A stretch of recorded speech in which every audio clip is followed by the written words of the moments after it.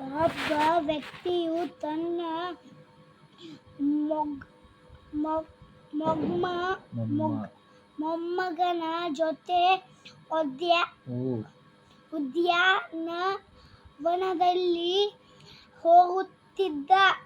ಆ ಉದ್ಯಾನದಲ್ಲಿ ಒಂದು ಚಿಕ್ಕ ಆಮೆ ಇತ್ತು. ಅದನ್ನು ಆ ಹುಡುಗನು ಎತ್ತಿಕೊಂಡು ಅದರ ಕವಚವನ್ನು ಒಂದು ಬಡಿಗೆಯಿಂದ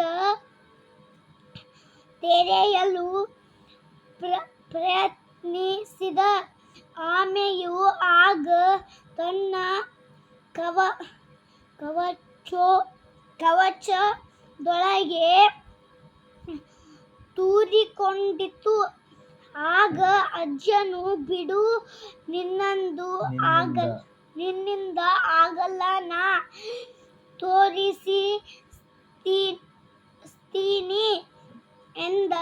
ಅವರು ಮರಳಿ ಮನೆಗೆ ಬಂದರು. ಅಜ್ಜನು ಆ ಆಮೆಯನ್ನು ಉರಿಯುವ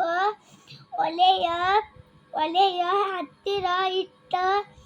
ಸ್ವಲ್ಪ ಸಮಯದ ನಂತರ ಆಮೆಯು ತನ್ನ ತಲೆ ಮತ್ತು ಕಾಲುಗಳನ್ನು ಆಚೆ ತಂದು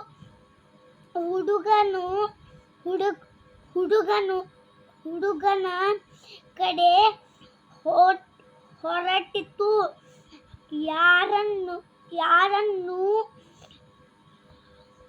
ಯಾವುದಕ್ಕೂ ಒತ್ತಾಯ ಪಡಿಸಬೇಡ ಎನ್ನುವುದು ಅಜ್ಜನ ಒಳನೋಟವಾಗಿತ್ತು. Thank you.